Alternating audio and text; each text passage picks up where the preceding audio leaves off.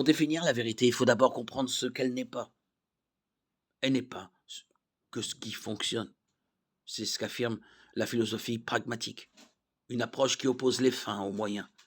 En réalité, des mensonges peuvent fonctionner sans être vrais pour autant. Elle n'est pas que ce qui est cohérent ou compréhensible.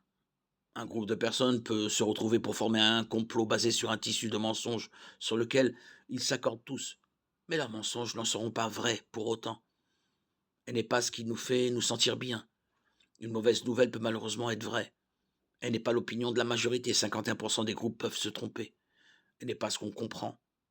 Une présentation longue et détaillée peut aboutir à une conclusion erronée. Elle ne se définit pas par l'intention. De bonnes intentions peuvent être mal orientées.